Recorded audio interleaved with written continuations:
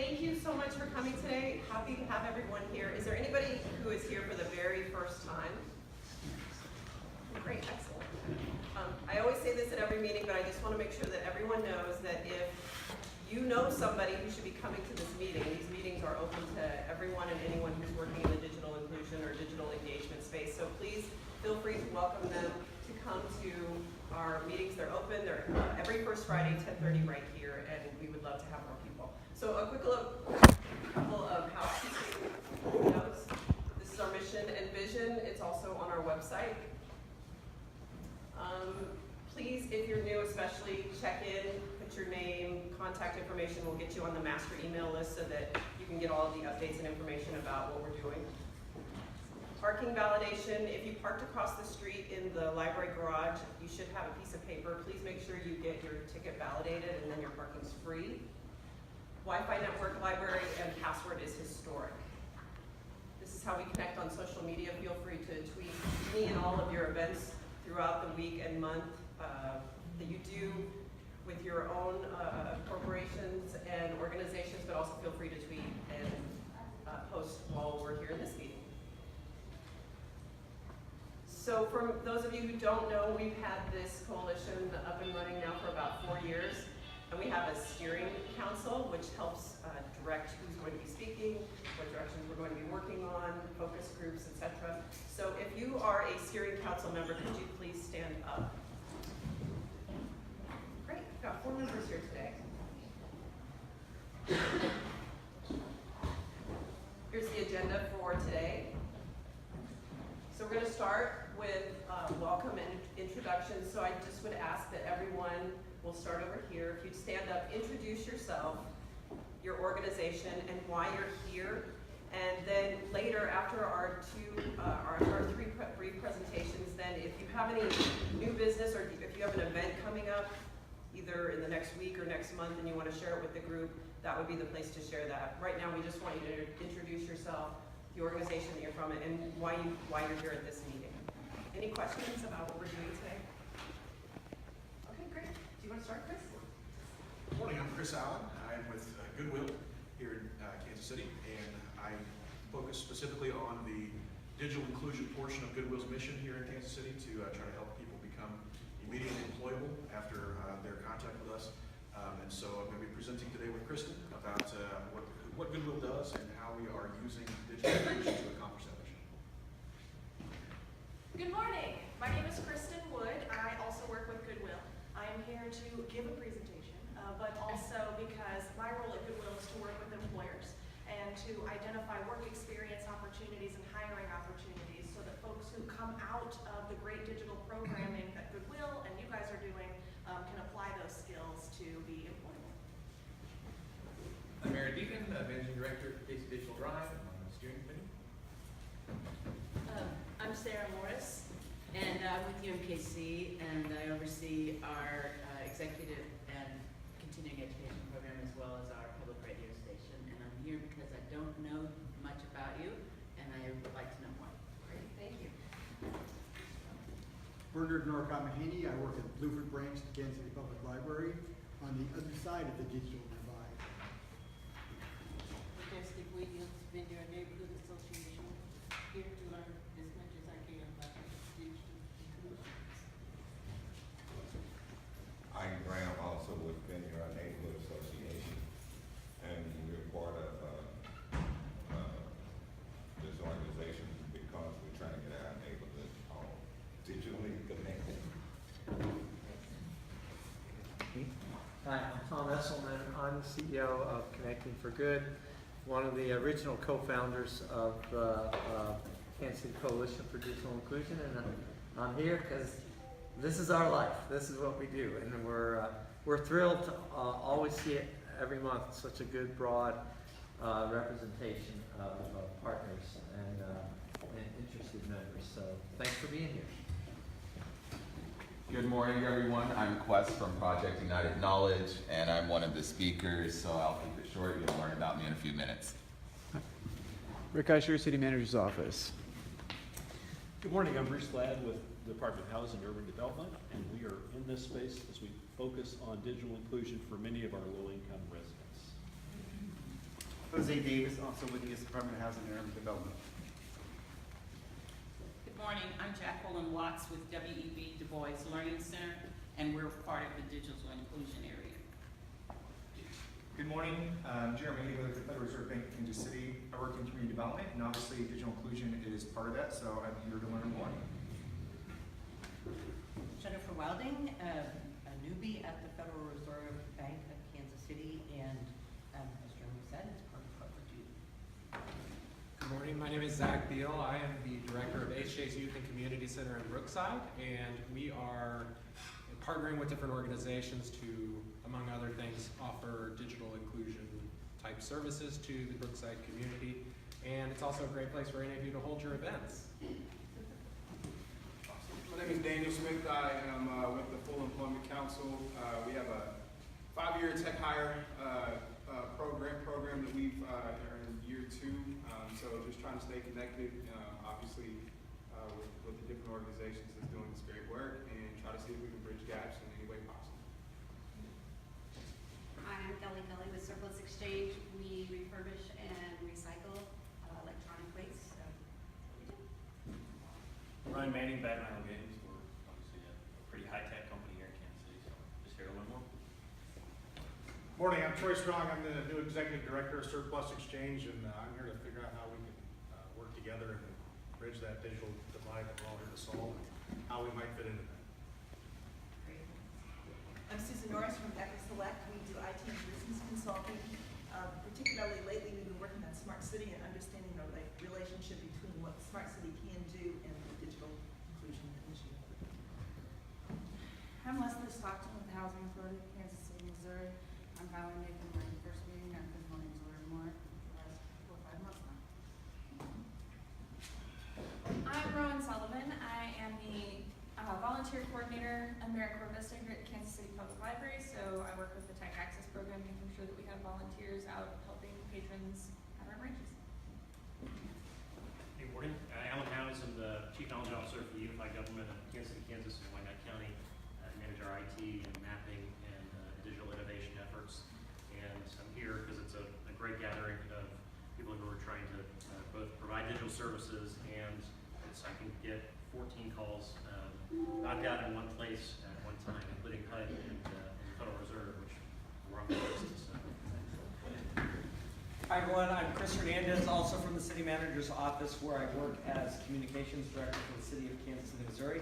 I am agenda item number 5, so I hope you'll all stick around at the end of the meeting and we can find out more about why I'm here today. Hello, my name is Darnell Bush, and I'm the IT Director of the Housing Authority of Kansas City. Good morning, I'm Coco Lawson with Google Fiber. I work with Richard Merlo as our Community Impact Manager. We host several STEM programming in the community and also partner with entrepreneurs, startups, and nonprofits. I'm Julie Heigl, the Employment Specialist at Restart, and it's always good to make connections to help my clients who are somewhat digitally challenged. Wendy Pearson with the Kansas City Public Library. I have helped develop a collection of resources called Tech Access that helps our adult patrons with basic digital literacy skills and workforce development. Good morning, I'm Montgomery. My company, or my nonprofit, is Urban Tech. TEC is the acronym for Technology Empowered Communities. I work with teachers in the classroom on integrating technology, and I work with students on introducing them to 21st century technology. My name is Whitney Dwyer. I'm with the Women's Employment Network. I'm our Grants and Communications Officer. This is also my first meeting. I've been doing the one for a while. We've been providing digital inclusion services for our clients for a while, and so now we're wanting to get more out in the community and see how we can help them connect. My name is Tracy Rowland. I work for the City of Kansas City, Missouri Health Department. I'm the digital services supervisor. Matt Ziegenhorn, Mind Drive, Marketing and Events Director, providing in and out of school programming. We're happy to announce a new pilot program with Alta Vista High School, where they're actually busing over kids 4 days a week for credit classes. So big new reach for us. Great, thanks. Carrie, we have Megan Krieger from the city and Katina Taylor watching Facebook Live. Great, well, welcome. That's one thing I did mention is that we tape all of these on Facebook Live or run them live without tape. So just so you know, what happens here doesn't exactly stay here. So just be aware that it's going to be on Facebook Live. Okay, did we get everybody? Is everybody here? Okay, great. So thanks again so much. As you saw, there's a wide variety of people who are here. And one of the things we really try to do is make sure at the end of each one of these meetings, there's 15 to 30 minutes of time left to have networking time so that you all can connect with each other and find ways to partner with each other. We think it's one of the most important things that we do here as part of our coalition work. So please take that time and meet new people and find ways to connect. And I wanted to mention also for those of you who haven't been coming, over the past few years that we've been doing this, one of the things that the coalition has always prided itself on and has been a very important of the work we do is community engagement and how can we get the community involved. So over the past 4 years, we've done 2 summits. So we invite the community to come, we bring people in, and we've had table sessions and speaker sessions. So we've done that every other year. And this year, instead of doing that, we really wanted to get out into the community and try to reach the people who we all serve. And so last Saturday, this coalition hosted the very first ever job readiness fair. And it was here at the Kansas City Public Library. And I'm happy to say that it was a huge success. We had close to 100 people show up. We had a lot of you all here setting up tables, providing resources, and it was a great success. I think that this is something that we need to do more of. It's important that we get our message out to corporations and city leaders and all of us who are doing this work, but it's especially important to get the word out about what we're doing to the clients and the people who need this help the most. So for an update on how the Job Readiness Fair went, I'm going to introduce Wendy Pearson, who is the Education and Digital Engagement Specialist here at the library, who facilitated it along with a lot of help from all of you. So I'm going to introduce Wendy to talk about how it went and how we can think about doing things better and work on it for future events.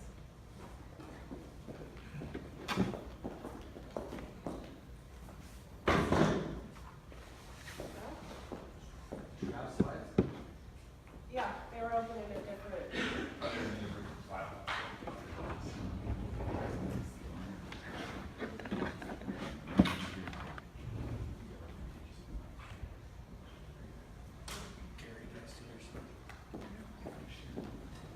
I prepared a few slides just for, visuals here.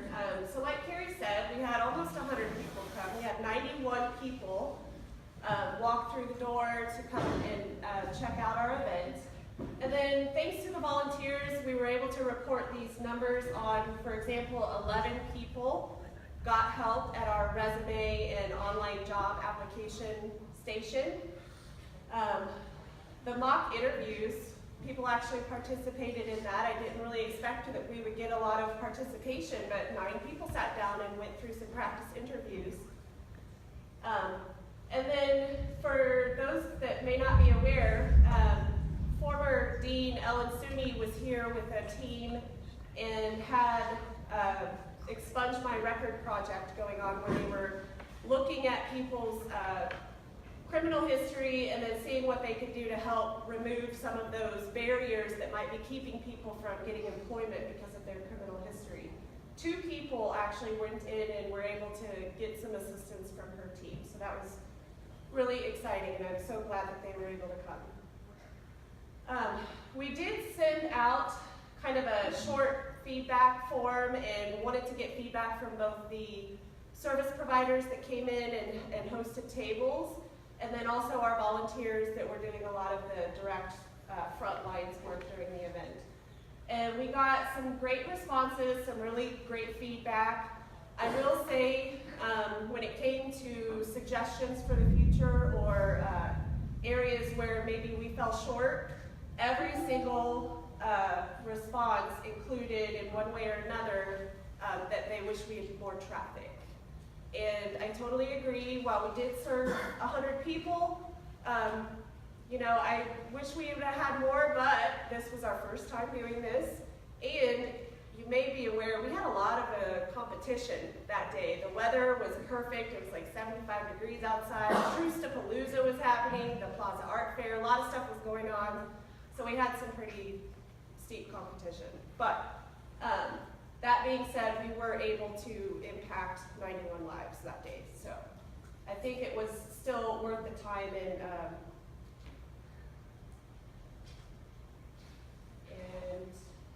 just a couple of more suggestions. I will share too, I thought it was interesting just based on some of the conversations that I had that day. We had, for example, one of our volunteers at the practice interview table says that she wished she would have been more prepared because she got some questions from people who, you know, had bankruptcy, experiences with bankruptcy and criminal history, and she just didn't really think about those things and how they would affect people in their job search. And so she just wished she would have had some resources or been aware of some resources ahead of time so that she would have, you know, been able to intelligently help these people where she just didn't really have any experience and know what to say. But really, thank you, you know, to everyone who contributed in putting this event together, the volunteers who came and helped at all of our different workstations, but then also the service providers from the community, you all. For example, the professional portraits, that was a great last minute addition that people really appreciated. And then just being able to have those kind of organic connections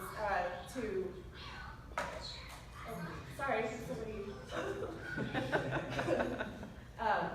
To the people in our community that we're really trying to help at the end of the day. So being able to connect with those people, and yeah, I think that was kind of all I wanted to say. Does anybody have any questions or thoughts that maybe I didn't cover? Maybe what your take has been? If you were there? Yeah? Are you planning on doing it again next year? Absolutely. We had a few conversations about maybe doing it more than once a year, and then we had some suggestions maybe pushing it back to October so that we wouldn't maybe be competing with all of those other community events. So yeah, I think it's certainly something that we need to look at and start planning now, because that was another thing that we got feedback on, was maybe having more time to distribute flyers and get the word out could have helped our traffic as well. So I hope that we will be doing this again. Yeah? From our audience perspective, I was wondering if the two housing authority individuals would give feedback if they saw an impact to their residents.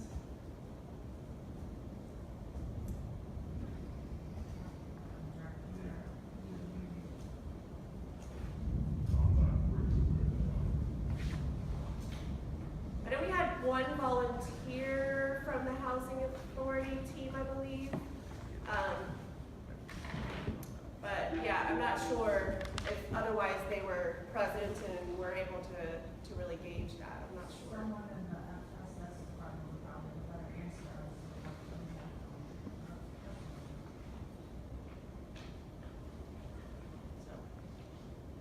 And maybe changing the location and making it more accessible to those communities. I mean, not that, you know, downtown isn't accessible necessarily, but making it more intentionally placed in some of the communities where we're targeting people. Okay. Well, thank you. Thank you, everyone. Get your PowerPoint back on.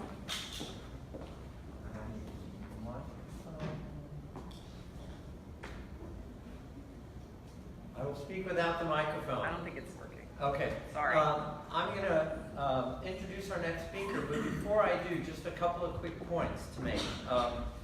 Speaking of introductions, I don't know if you all had a chance to, because Carrie was the first speaker, no one introduced her. So in case you didn't know, Carrie Coogan is the Deputy Director of the Kansas City Public Library and has been doing a great job organizing the activities of the coalition, the steering council, and the heavens above say, "Yay, Carrie!"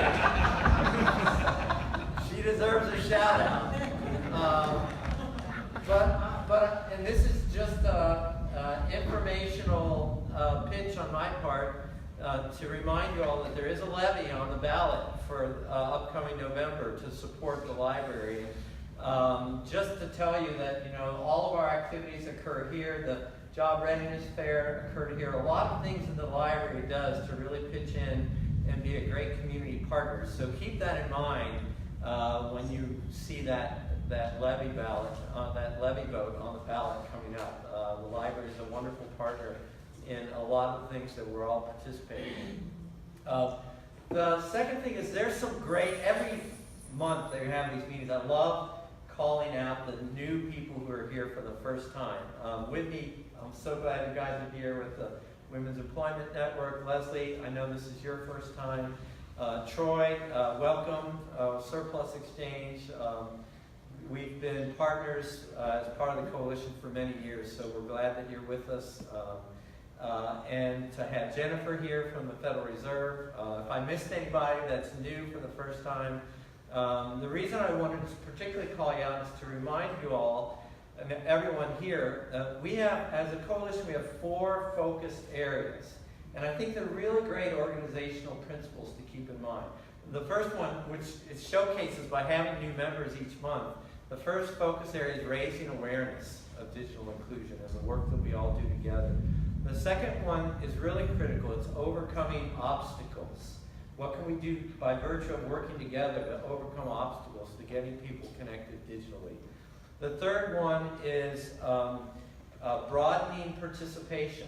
Again, very similar to raising awareness, but it's beyond just showing up. It's what can we do to get more people that represent and interact with our organizations to actually participate in digital inclusion activities. And the fourth one, which is why we always reserve time at the end of these meetings, is about connecting people. So raising awareness, overcoming obstacles, broadening participation, and connecting people is why we do the work we do as a coalition.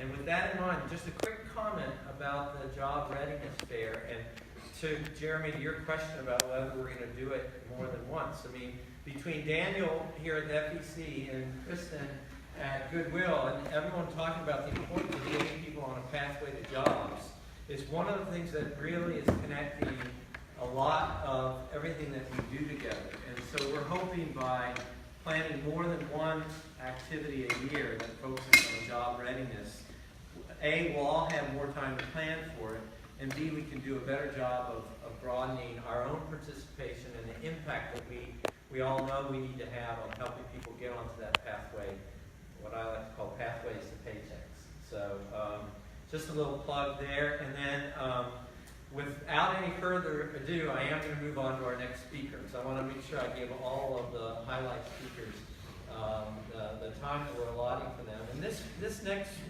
speaker, if you ever think about the term mercenary, and you might think of like a James Bond movie, or you might think of somebody that's skilled in multiple types of things. Well, this particular individual has so many qualifications and certifications in digital skills, digital technology, and learning.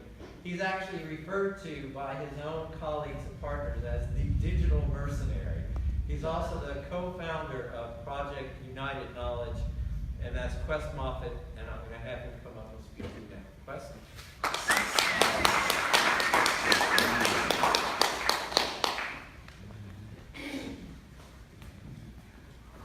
Good morning. Good morning. Come on, we can do way better than that. Come on, we're still alive, walking around, and we get to see the rain. Good morning. Morning. Oh, so much better. I ride off of energy, and you're going to have to bear with me. I have a slight migraine that I've been dealing with for the last 2 days, but we are going to get through this. So, the reason why I did grab this title is digital mercenary, so no one's just left out thinking that I'm a mercenary out here knocking people off around the world. I code in about 7 different languages. I started off my background, if it wasn't for Surplus Exchange early on, and my parents going to go pick up a PC so I could take it apart, and just so I could pass a computer certification test, my early stage CompTIA. I got an A+ certification, and that just opened up the industry. And then later on, I grabbed my MCSE, a bunch of Cisco certifications. By the time I got into high school, I could program an entire Cisco array and or a ShoreTel array for voice over IP systems. I was doing DevOps before DevOps was a thing. And fast forward into that, I saw the massive unfair competitive advantage I was afforded because I went to the Broadmoor program, which is now Blue Valley Caps, that we all know about. And that program literally made us an unfair competitive fit by our senior year, where we were disqualified from local competitions from Students of Free Enterprise, which is at a college level, Future Business Leaders of America, which is at a high school level nationwide. So we started Project United Knowledge a couple of years ago, about 4 years ago in 2014. We started off as an experiment. Our global mission is to provide members of underestimated communities, such as all the communities that we help on a daily basis, with the education, support, and resources that already exist in this amazing city that they need to achieve their entrepreneurial success and validate their business ideas, whether they want to create anything. As you can see, we want to just make sure that Kansas City and anywhere throughout the Midwest and any city in the United States has equality through entrepreneurship. Because right now it's pretty much an unfair game. If you look like me and or you're a woman going into the business world, it's about 10 times harder. Your risk level is slightly harder, and you have a lot of these little microaggressions and no one really trusts you. And so we want to remove that. And our local mission here in Kansas City is to make Kansas City not only the most entrepreneurial city in the United States, but the most inclusive entrepreneurial city in the United States. So, I'm going to take you guys on a journey, and ladies, on a journey of exactly what we do. So meet the first class of Project United Knowledge. Very colorful, very diverse, encompasses everyone in Kansas City. We focus mainly on Kansas City metro area, but we're really trying to find everyone with what we consider the urban core, east of Truist, and also the Kansas City, Kansas side as well. In this picture, we have everyone that ranges from 24 to 73. Also in this picture, we have everything from tech ideas to neighborhood ideas, nonprofit organizations, and 2 different facilitators. This is Matt Farmer, which some of us may know, and Nicola Price down there on the scarf with the pink on, which is a CPA accountant. So we believe in trying to give the best business advice we could to early stage fledgling entrepreneurs. This is our second cohort. It's a slightly smaller class. Reason being, we found out that having a class of 6 to 8 people works far better than having 12 to 15. We also decided to really focus this time on agricultural ideas, prison reform ideas or prison technology, education technology, fintech, and a food truck is also in here. Also in this picture, between 2 different individuals, there's roughly 40 years of prison time. Returning citizens that have now officially would like to get back in the workforce, and they're creating some exceptionally cool ideas, one in the prison tech world and one in the food truck world. And you will get to meet them at our demo day next week and also in November. So I just want to give you guys a quick 4 stories. These are 4 cool success stories. We have Centuria Roulette, who's working on Restore Justice, took our class last year, which led into an investment roughly worth close to $300,000 in valuation-wise. But she received a chunk of cash from her mentor to work on a system that helps parents in a time of need going through crisis, instead of calling 911, to figure out the correct services in the Kansas City area. It's like a triage to actually go through and then get them on a 24/7 hotline. Brian Shannon went through Digital Sandbox last year and built this really cool legal platform for helping lawyers to advertise their services without getting disbarred, because lawyers can't advertise online like we think they can. There's a lot of rules against it. Cool thing about them, they rewrote some of the Missouri Bar Association rhetoric so they can use artificial intelligence and machine learning. They had roughly 25 grand, so we built them an AI machine learning chatbot that automatically looks at the pictures of your ticket, and then it directs it off to lawyers, and he's currently in business and doing quite well. Joy acquired 4 acres of land in Kansas City with her nonprofit to teach individuals life skills that would love to live off of the land and or create urban farms, urban gardens, which is really popular here in Kansas City. As I said, we focus on agricultural-based ideas. And Kylie Summers is doing a company called Spin Debt. Really cool. We have roughly $600 billion worth of school debt in the United States, and he came up with this clever idea What if I could use technology to take your spare change every single day to pay down your debt?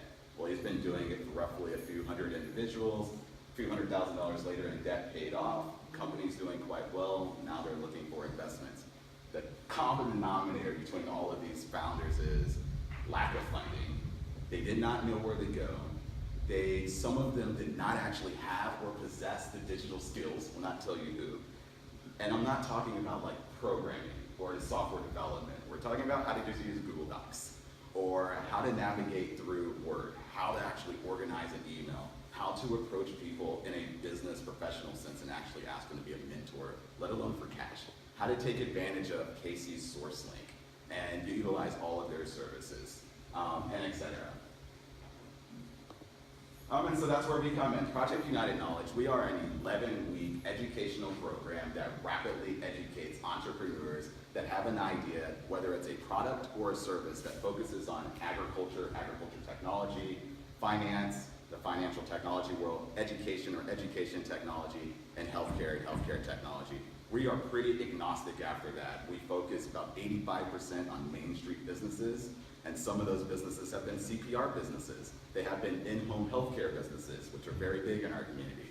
They have been on-demand ride-sharing services for elderly individuals, for people that cannot afford to get to their doctor, charging their Medicaid and or Medicare. So we've learned a lot over a 3 to 9 month period. So you hang out with us for 3 months and we release you to the community.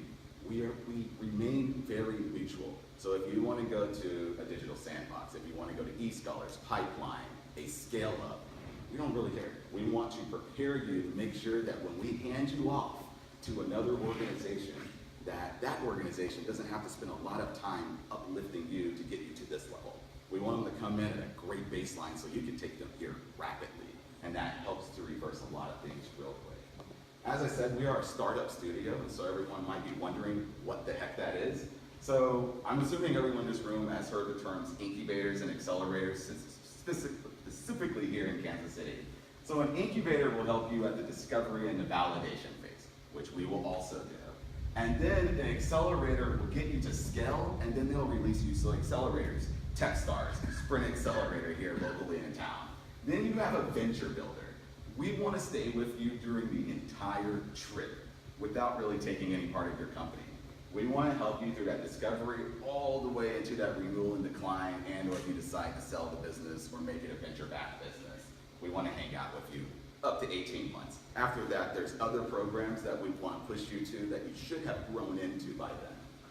How we do it, like I said, we have an educational plan that hooks you up with very essential knowledge. So over the course of 11 weeks, you're going over who you are as an entrepreneur. What is an entrepreneur? What's the difference between an entrepreneur in the startup world versus the entrepreneur in the small business world versus I want to do the solo hustle versus the lifestyle business? We go through all of those because not everyone wants to go and raise $3 million or $10 million bucks. Some people just want to make enough money to pay their rent or their cell phone bill or to put food on the table, which is the 85% of our people. The other 15% want to go through this venture thing. They want to explore this world that they keep hearing about, but they have no idea how to access it. We have businesses in Kansas City that have sold for $100 million. We have investments that are topping $500 million of angel investment and venture capital going towards $1 billion. We have 4 venture capital funds that would love to invest into women and underserved individuals and people of color. But oftentimes we don't know where those places are, and we want to act as that connecting bridge. So here's some fun diversity stats. For over the 4 years, we have helped over 1,100 different individuals, whether they actually went through our program, connected them to another program, helped them figure out that entrepreneurship and business ownership might not be for you at this given point of time. We need to focus on other things like getting you a job, helping you build your skills up, getting you into the actual employment circle. Over 87% of our founders are women, which is really big. We started this whole entire program intentionally to help women and people of color and everyone else after that, because women only receive 3% of the venture capital funding, roughly $3 billion out of $65 billion, if anyone cares to know. And us people of color receive 0.1%.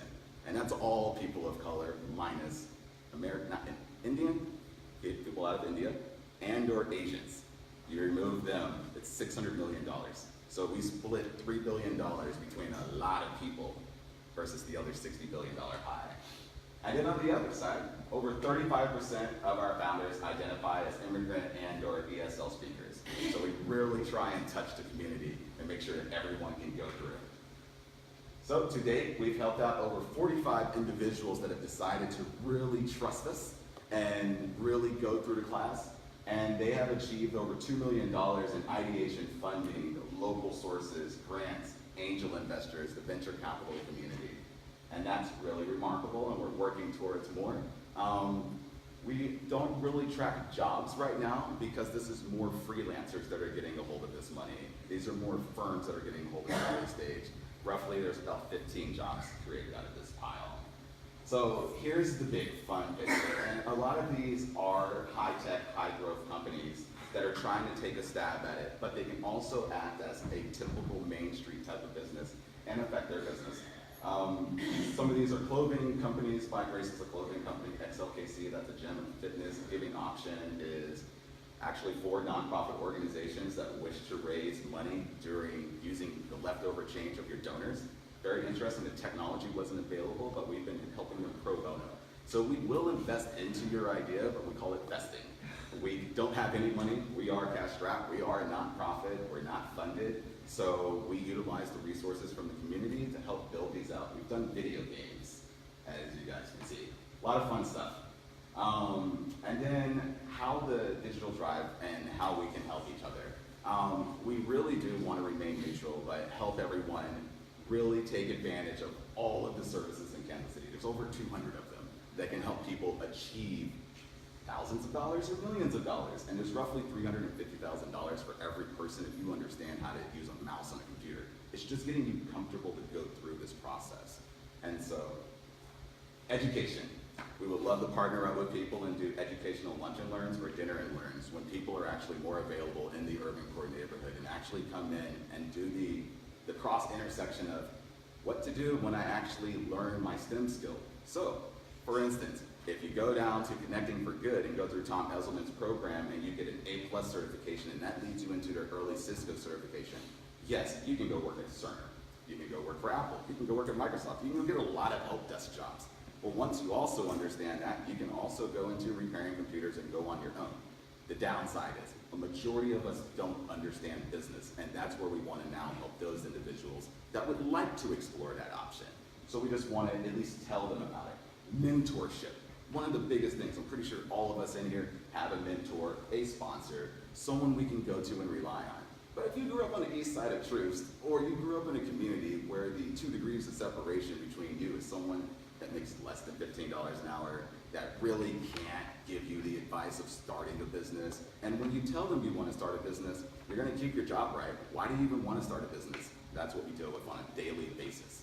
That's our community. We want to help break through that by giving them mentors that are on the opposite side of the tracks, that they can see a whole different light real quick, real fast, and they can bring their community with them. And then the last piece is the innovation. Partnerships. Anyone that's in here that's a CIO, a CTO, a COO, that's at a corporation, corporate partnerships work. If you're going to try and accelerate a business or any innovative idea or any idea, and you can have a small business partnership or a corporate innovation partnership, that would completely speed up a lot of these businesses that we are affecting from either a Main Street or a high-tech point that are a majority, usually, are people of color that do not have these connections. And that is Project United Knowledge in a nutshell. That's what we did.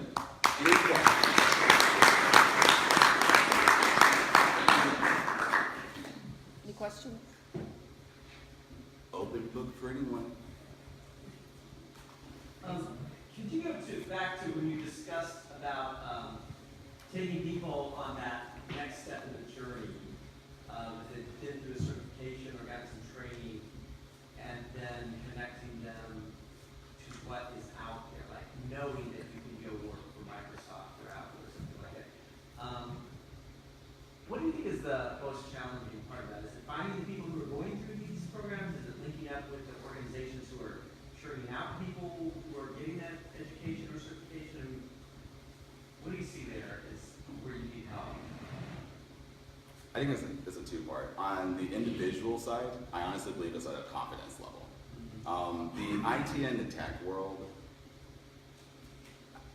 90% of my interviews, I probably screwed up on. But it was the skills-based side when they took out a whiteboard and said, hey, draw a network. Walk us through your help desk process. Pick up the phone and actually tell me how you're going to walk through someone. Here's a modem. Even if you don't know Time Warner or Shearer West or Cox Communication or whoever it may be, the fact that I can identify that it's a modem, here's an Ethernet jack, and it goes here. Oh, and what would you do if it broke? You can walk me through methodologically what would happen.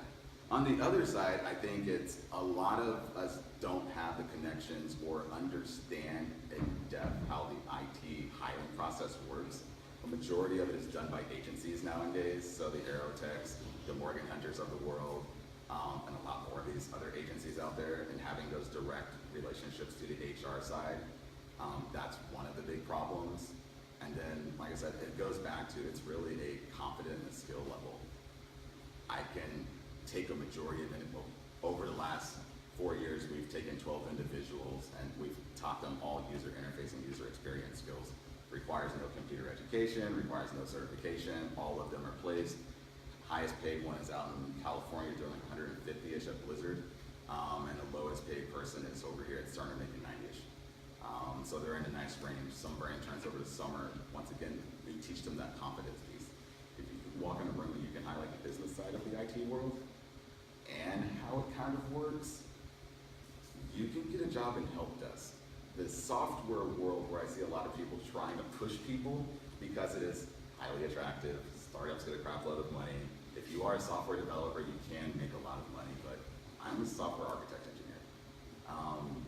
It is not the sexiest world.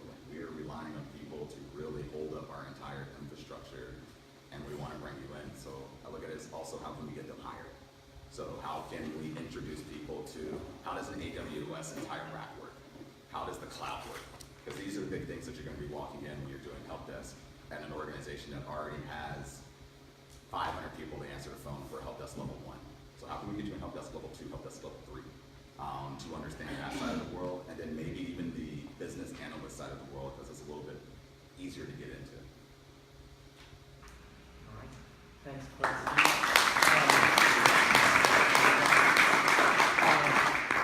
Just as part of our duty as the coalition, just a couple things to finalize how we could take that question that Chris had. Think about a big initiative in Kansas City, if you're not all aware, called KC Rising. That focuses on the great availability of entry and mid-level skill jobs for which there's not enough qualified people. There's great resources at the Mid-America Regional Council for what Quest is doing. Tied to that is, if you think about like what Dan's doing at the FEC and connecting with employers. We've got an initiative called Prep KC that Susan Wally runs that directly connects employers to students going through programs, and they also focus on some of those soft skills that can complement your technical skills.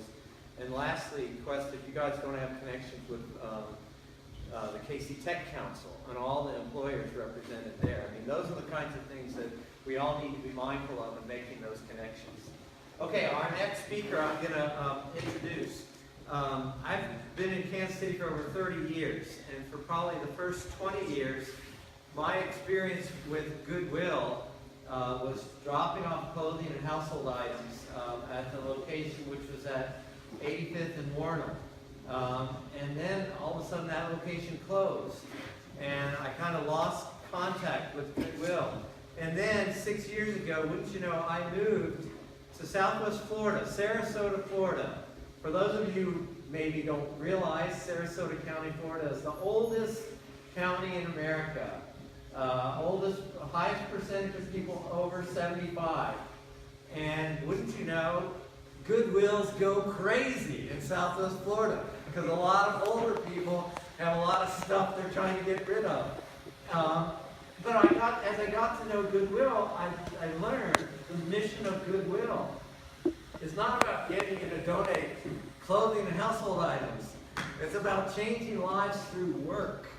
And it's amazing what a job skill generator and catalyst Goodwill is. So our next two speakers are going to talk to you about Goodwill and the activities they're doing here in Kansas City.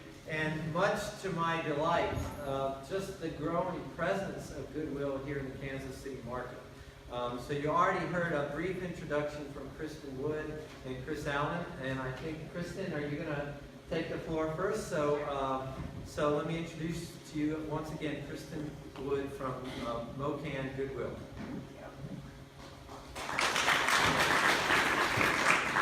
All right, so Tom gave my presentation. Any questions? No, I'm just kidding. So I actually hate movie trailers, but I want to respect our time. I know I wrote down at least 5 names of people that I want to talk to at the end of today's meeting, and I really do believe in what Tom said earlier about connecting people, and so I hate to say it, but I'm going to have to give you the movie trailer version of Goodwill and just kind of what we have going on. But I hope that that leaves you not confused about what our movie is really about or what actors and actresses are in the movie, but actually wanting to come and see what we have going on a little bit later. We would love to connect with all of you after this presentation. In fact, I will lead and end with that ask. You know, we're always up for one-on-ones. We want to know what you guys have going on. This forum is great to learn a little bit more about that, but how can we dive deeper into partnership opportunities, referral opportunities that can better serve our job seeker participants and the folks that you guys are serving in your communities as well. And then second, for us at Goodwill, we are always looking for partners, whether they are nonprofit or for-profit, that have work experience opportunities. You don't have to be hiring, but if you have work that you are doing in a location, someone who's searching for a job might be able to benefit from trying that out, either for a short-term work experience or internship. So we'd love to talk to you about that. Okay, so as Tom mentioned, everything about Goodwill starts with generous donations. How many people in here have donated or shopped at a Goodwill location? Thank you. You have probably gotten rid of all of the stuff that you don't want anymore, maybe your kids' stuff when they go off to college, get all of that crap out of there, or found a great treasure to put in your man cave or something like that.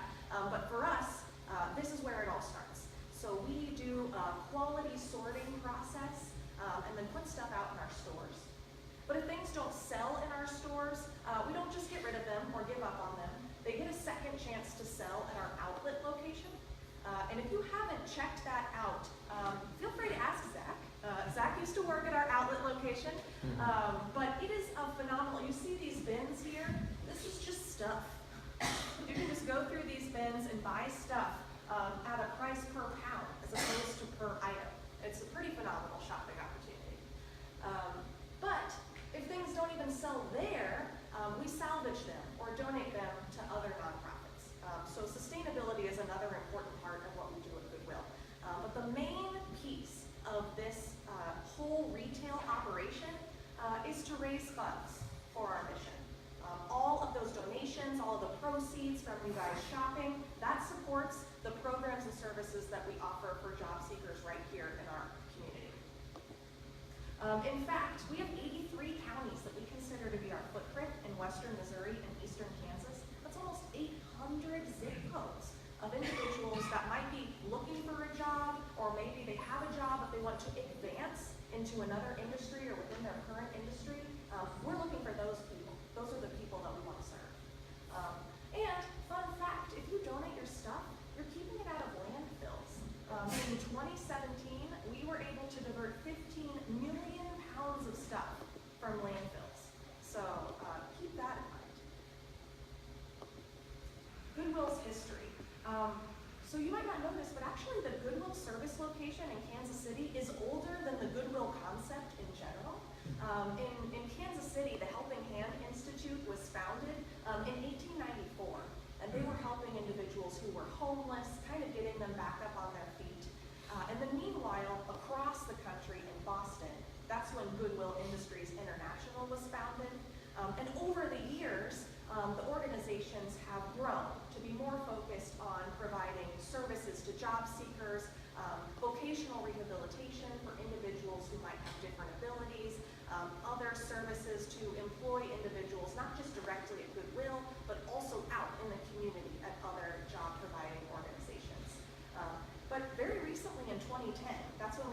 settled on our current name of Goodwill of Western Missouri and Eastern Kansas.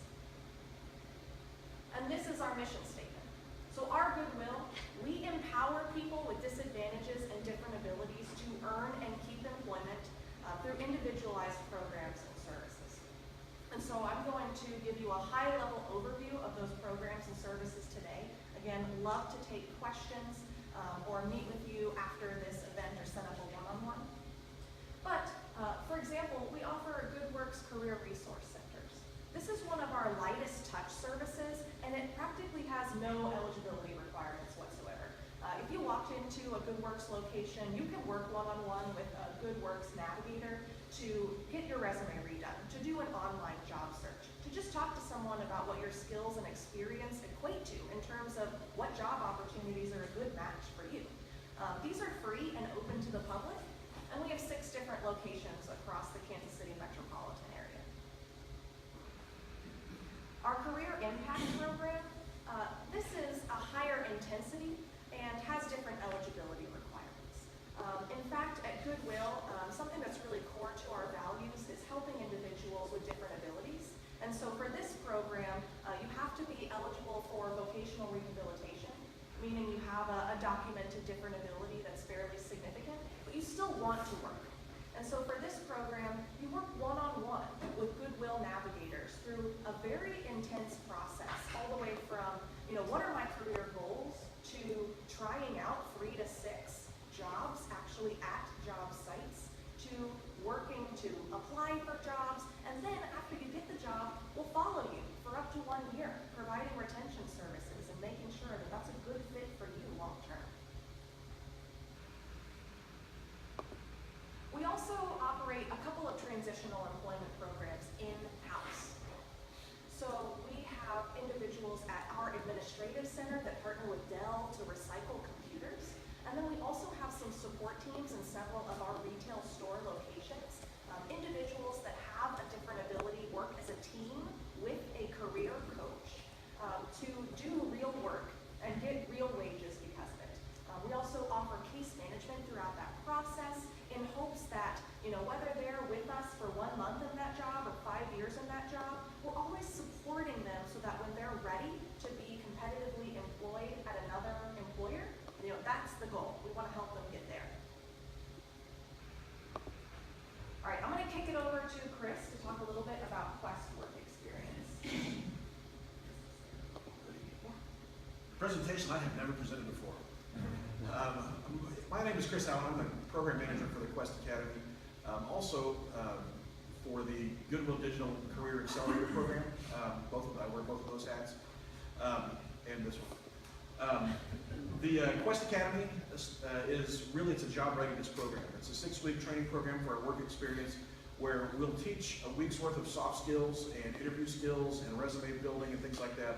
And then over the course of the next 5 weeks, we'll actually place someone in a business to do an internship, and we will pay them a stipend. It's a no cost to the employer.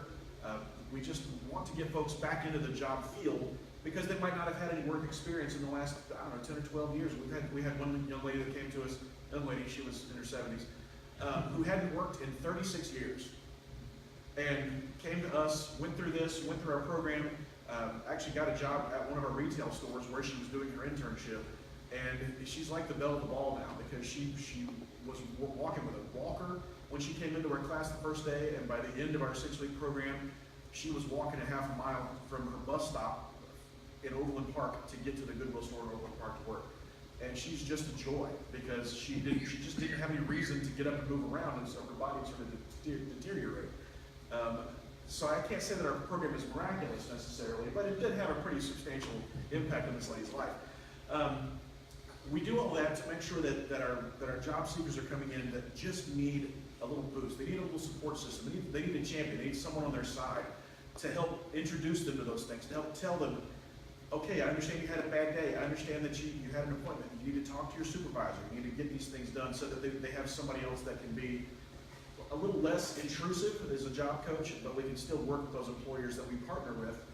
And we are always looking for more partners, by the way, talk to Kristen, to host some of those for 5 weeks at a time, 4 days a week for someone to come in and just just work. Learn how to work. Learn how to go to work and how to be at work and how to succeed at work, so that at the end of the program they can become immediately employable in the job force. We do things like we have some of our interns at dog paws here in town, so they'll groom dogs or they'll walk dogs or things like that. But they also will take a look at what are some of those skills that they're better at, so what are some of the jobs that they're interested in, because they may not even know that even jobs exist.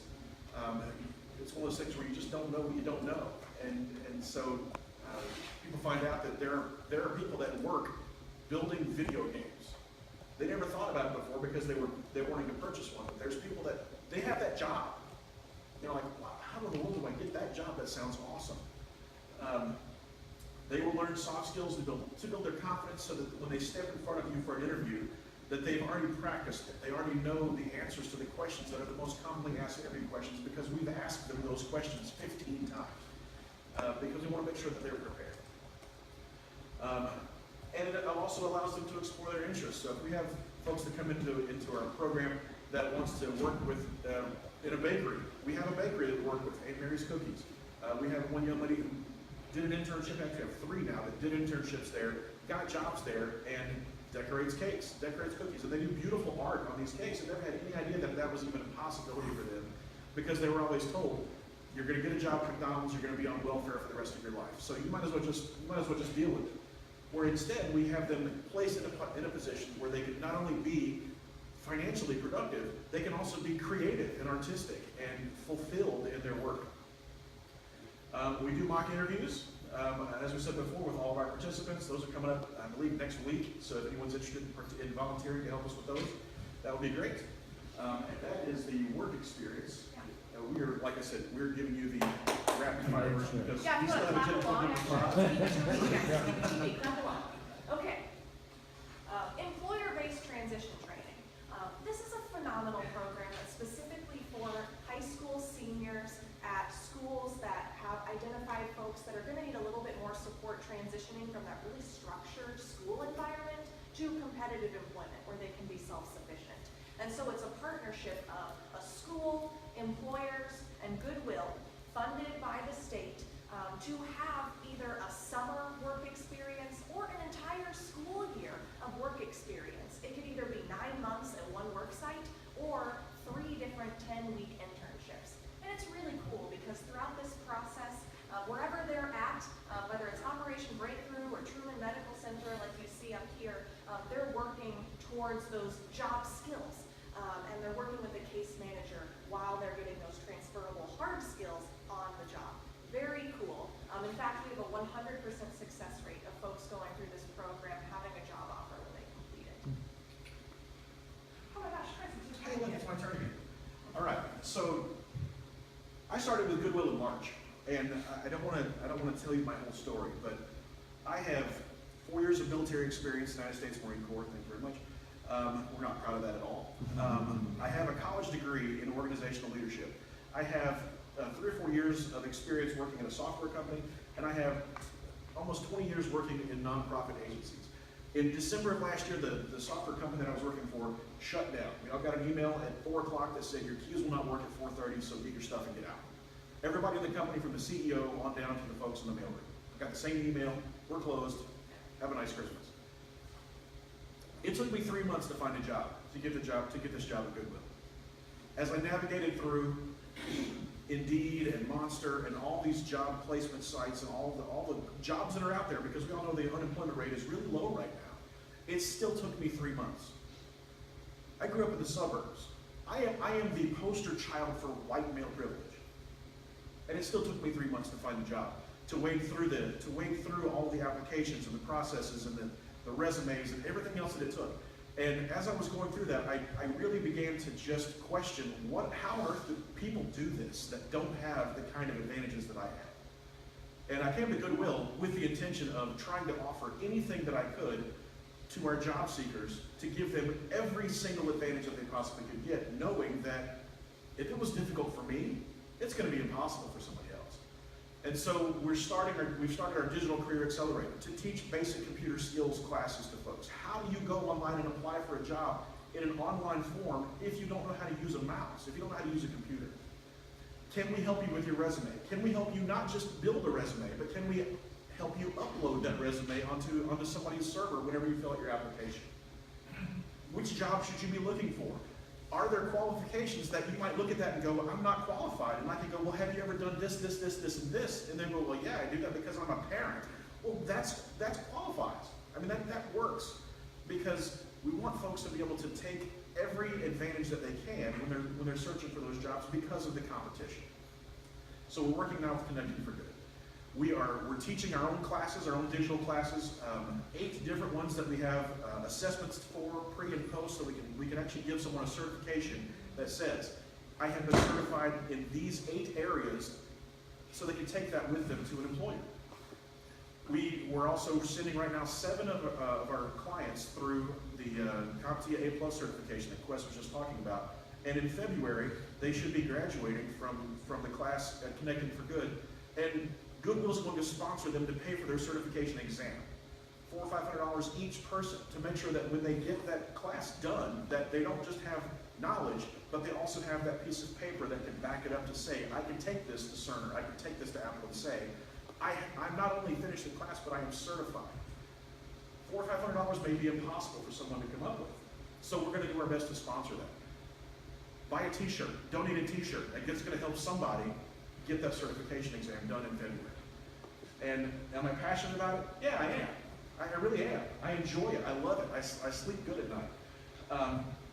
And this is our digital career accelerator is a partnership with Google. We have some grant money that we're working with, but we are just working to make sure that we bridge that gap.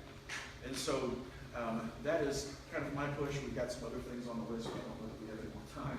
But we're here as part of the Digital Inclusion Coalition because we want to make sure that all of our clients that come into our door have the opportunity to have some sort of digital skills and training, so that when we send them to your organization, when we get them from your organization, like FEC, the Housing Authority, we have a lot of our clients come in from those agencies. We want to make sure that we are skilling them up as best we can to function in the digital world, because we all live in this digital world.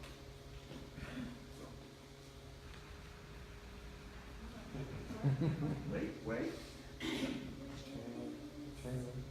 No, I mean, Chris makes a great point. We can stop there. To this point in 2018, Goodwill has served 1,800 people who are wanting to work, and they just need some support getting from where they are now to where they want to go. Whether that's soft skills training, hard skills training, just connecting them with an employer partner. That's what we do at Goodwill. And we want to work with you to make that more possible for the people that you serve as well. Thank you.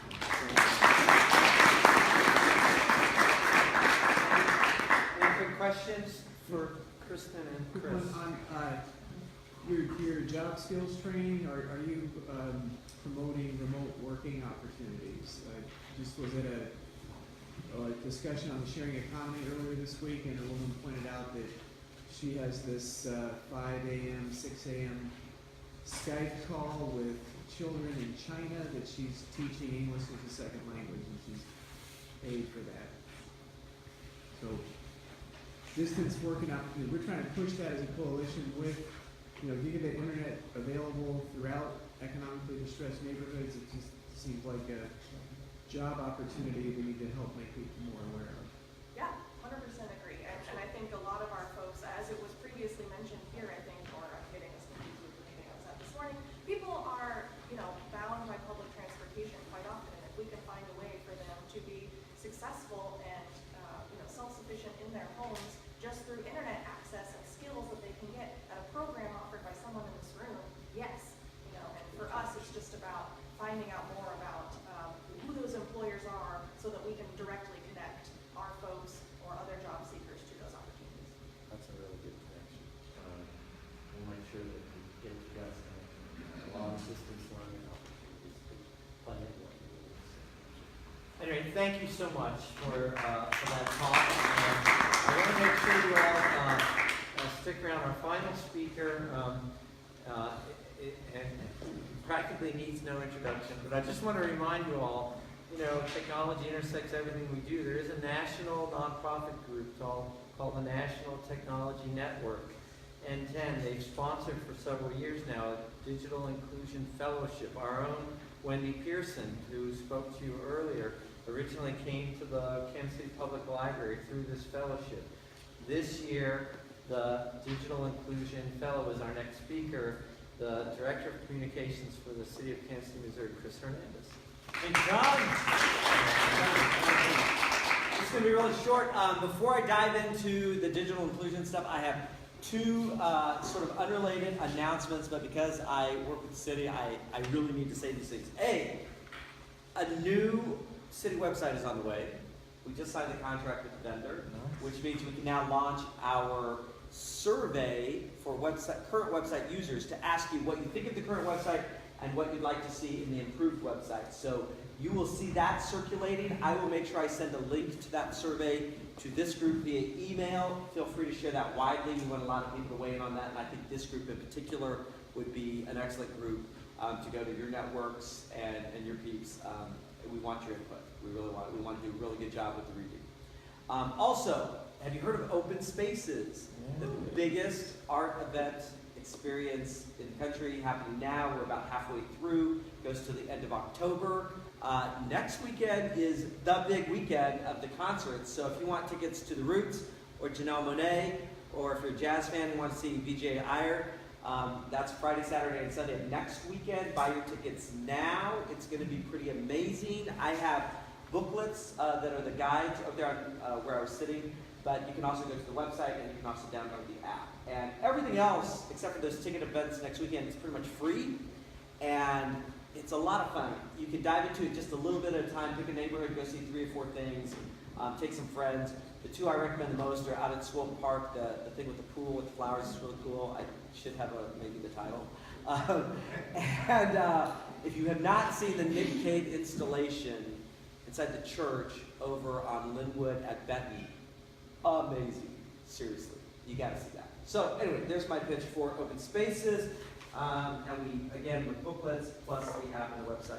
Now, today, as Tom said, I am an N10 fellow for this year representing Kansas City, and I passed around some of these flyers. The first half of the year, I've been working with the library on a partnership where we have been helping add to the curriculum of the tech coaches that work here at the library, because a lot of library patrons end up asking online questions or just questions in general that end up reflecting back to the city.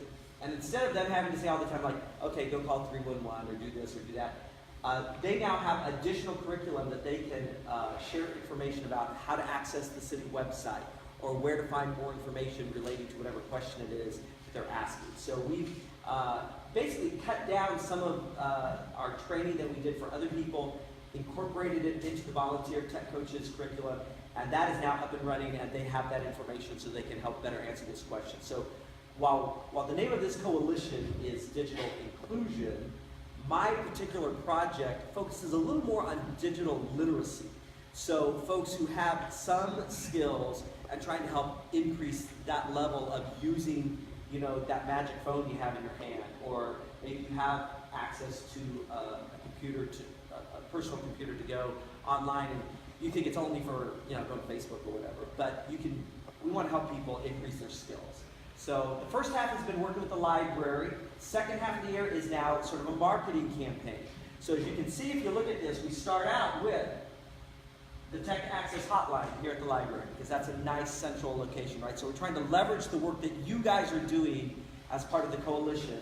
And so then the next thing is the website for the Digital Inclusion Coalition, because you have the resource list there. Then I cherry-picked a few of the partners within the coalition that have ongoing classes. I left the word kind of broad, computer classes. It's a little more detailed than that depending on what your organization is, but everyone's doing something a little bit different. And this is just a promotional poster. This is not a resource guide. So it's not intended to have every single thing that every single person is doing. It's to raise awareness, to get people, once you connect with these things, then you'll find out more and more and more about what's out there, right? So then the second half of this poster dives into City Hall End, because I need to make sure I'm promoting a little bit of what we do, right? So, you know, we try to show that we are trying to answer your questions 24/7, be available if you need information, the website, 311. So we have already started to share this just a little bit. I personally was driving along Independence Avenue and dropping these posters at laundromats. because I think while you're waiting for your clothes to dry, you can read this, right?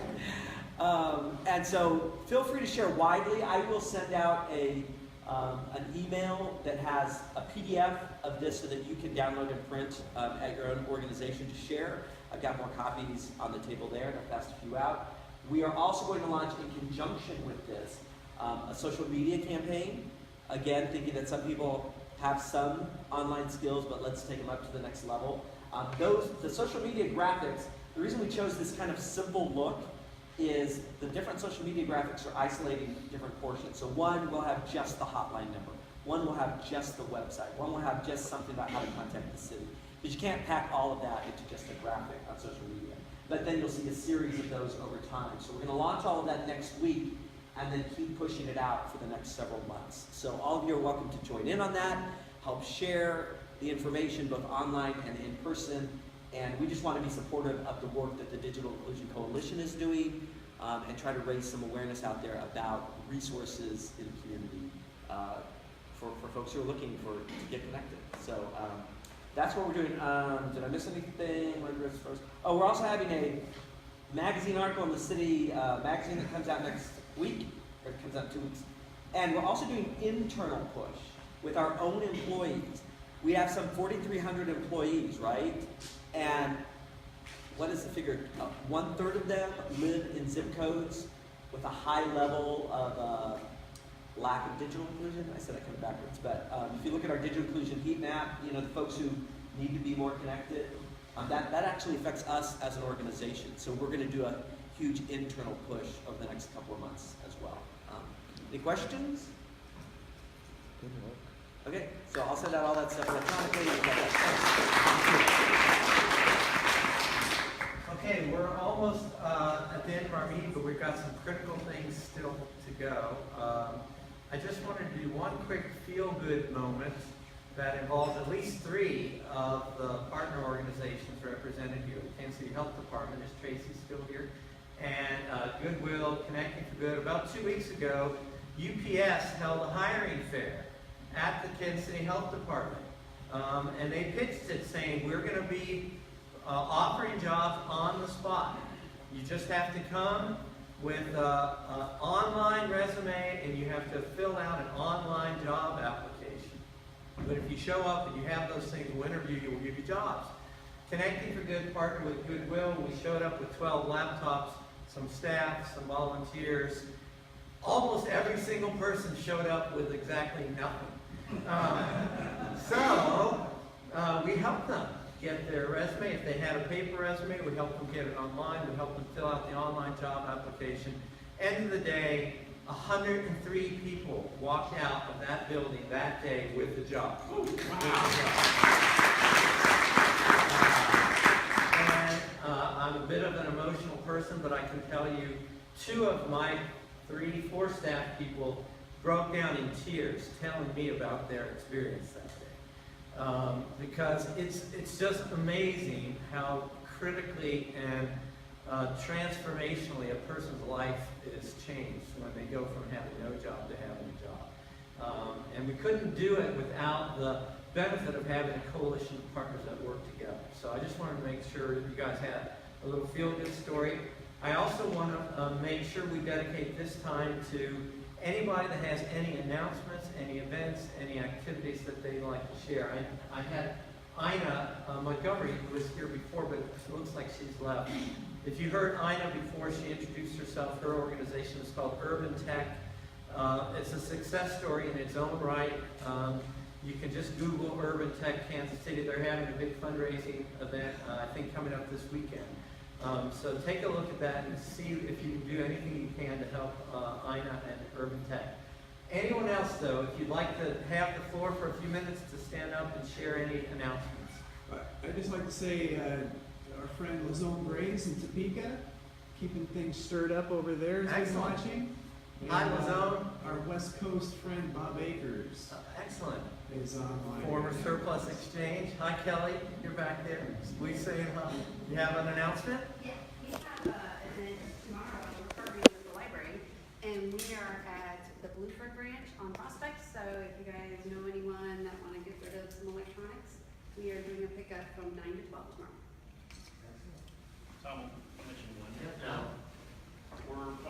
October 15th, there's a all-day workshop here, sponsored by Kansas City, Kansas, Kansas City, Missouri, the library and others on incremental development. So small-scale development in neighborhoods, and it's really focused on trying to engage people who don't have necessarily a lot of the resources or business skills on the very, rehabbing a house or doing a commercial development. It's a little bit out of scale in this group, but really focused on how do we increase economic vitality in neighborhoods. And there's a cost. There are some scholarships potentially available. It's incrementaldevelopment.org is the website, and again, sort of a regional effort to foster economic development at a very hyper-localized scale. Anyone else? One. Yeah, Whitney. Oh, sorry, Jacqueline. Go ahead, Jacqueline. Hi, I'm with W.E.B. Du Bois Learning Center. We are celebrating our 45th year in the community, serving our students, and we do tutoring in math and reading and science, robotics. And so on October 27th, we are having our fundraiser. It's the one fundraiser we have of the year. In 2016, we bought the old Milton Moore Elementary School. So this is one of the fundraisers that helps us keep on the lights, the water, the gas. And not until I started working with the organization, didn't realize how much a gas bill could be. So Dr. Tiffany Anderson, who is the superintendent in Topeka School District, she is our guest speaker. I have some flyers here. I also have some sponsorship if someone has the inkling to give us, to be a sponsor for us. But we'd like you to come out. The tickets can be bought on Eventbrite, but I'd like to welcome each and every one of you to come to that. Like I said, it's the one big fundraiser we have. We've served over 10,000 students in 45 years, and we're a 100% based, volunteer-based organization. So I have some flyers.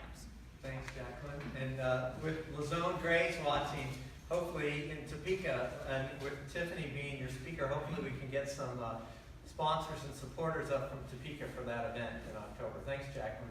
Whitney, did you have an announcement? So again, I'm with the Women's Employment Network, and we have a fundraiser coming up on November 1st, and it's a really fun event at Boulevard Brewing Company. So we do a corporate talent show every year. So we still have sponsorships available. Some corporate sponsors don't bring talent to the table. Not that they don't have talent, they just maybe don't want to bring something from their corporation. So if you guys know of anybody that wants to sponsor a table, buy a ticket, or want to show off their talent, we've got storytellers and cloggers and all different types of people. We had magicians and slam poets last year, so anybody who wants to show off their talent, it's a great way to get in front of a ton of corporations and drink a lot of beer. So we hope to see you guys there. Whitney, I'm sorry to put you on the spot, but you mentioned that some of the good work that the Women's Employment Network does in the digital inclusion field. And yeah. You might take a minute to share with us some, but mainly I want to extend an invitation, maybe to have you be one of our member spotlight speakers in an upcoming coalition meeting. Yeah, we would love that. We were really fortunate to get the Kansas City Digital Inclusion Grant last year. So we were able to update our job search lab. So that's one of the services that we offer our clients who come in to look for employment, is we offer computer training, kind of depending on where the client is at. And then they have 12 weeks of supportive job search after they go through our 5-week employment training program, where we have somebody with them teaching them how to apply for jobs, updating their resume, doing mock interviews, kind of the same services as Goodwill, but we really do a focus on women, obviously, who have unique barriers to employment. Excellent. Yeah. Well, hopefully you've met at least one or two new people and contacts that can help partner with you in the work that you guys are doing. So I'm going to officially bring the meeting to a close, but I do encourage you all to reach out to anyone who you've seen or heard that you'd like to get to know better. Otherwise, our next meeting next month, they're always the first Friday of the month. I don't know if we have it on a slide, but the first Friday of the month, November 2nd, 10:30 a.m. right here. Thanks for coming. You all have a great day, a great rest of the day, and a great weekend. We appreciate it.